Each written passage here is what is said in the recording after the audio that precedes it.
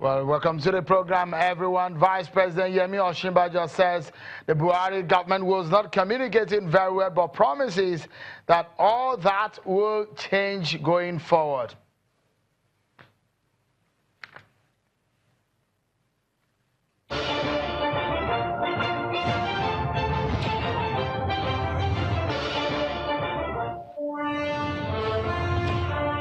And for the first time since the suspension of the governorship election in Rivers State, the PDP candidate says he is confident the election will go his way.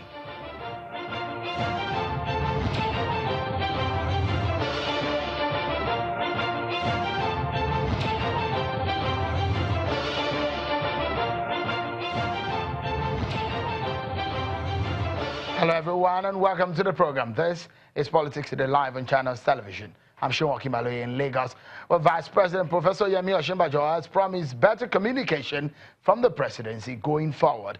In response to critics that President Muhammadu Buhari is not a good orator or is not an orator, the Vice President says the president does not need to be an orator as long as he's a good doer. Vice President Osinbajo made a statement during a dinner with members of the Buhari support group at the State House in Abuja.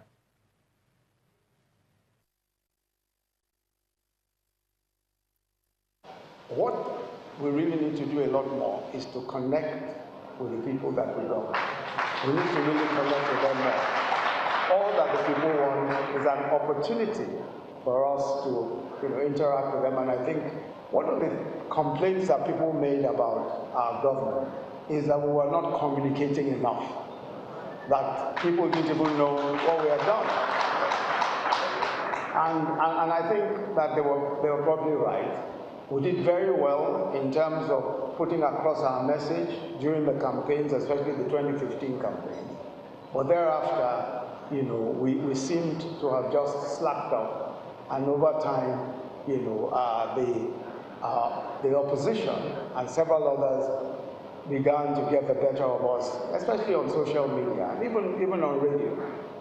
But all of that is going to change. You don't need to be a great orator. And this was one of the responses I gave to people when they were saying, oh, the president doesn't talk, he doesn't need to be an orator. All he needs to do is to be a doer.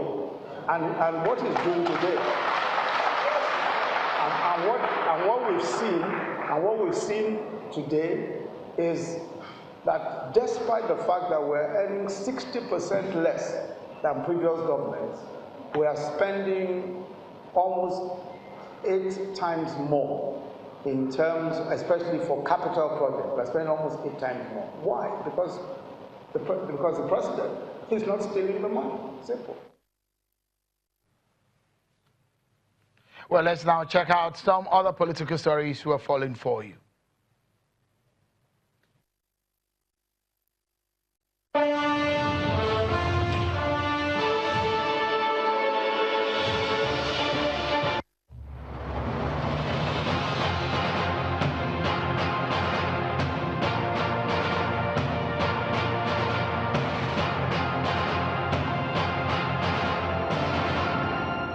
The Action Democratic Party is calling for a comprehensive reform in the nation's electoral process in order to address issues of inconclusive elections, electoral violence, vote buying, and the role of the security agencies, especially the military.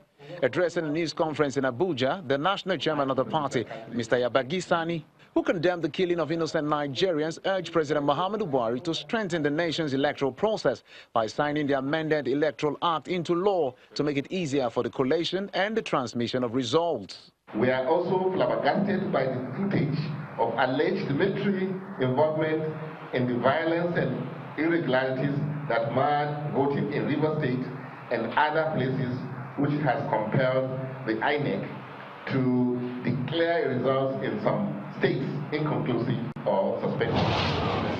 The Independent National Electoral Commission, INEC, says it will go ahead with the supplementary elections in Adamawa State, despite a court order to stop it. The Movement for the Restoration of Defense of Democracy and its candidate Eric Dollars has sought an order of court to stop the election, alleging that the party's logo was omitted in the inconclusive Gova polls that held last Saturday.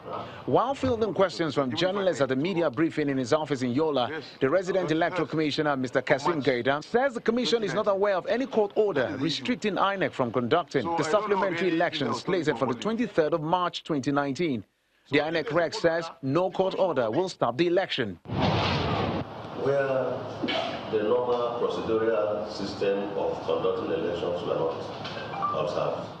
The campaign organization of the Action Alliance governorship candidate in the just concluded governorship election in Imo State, Mr. Uche Nwosu, has called on security operatives and anti-graft agencies to beam their searchlight on activities of the Imo State returning officer and resident electoral commissioner in Imo State over allegations of bribery and manipulations during the Imo governorship election.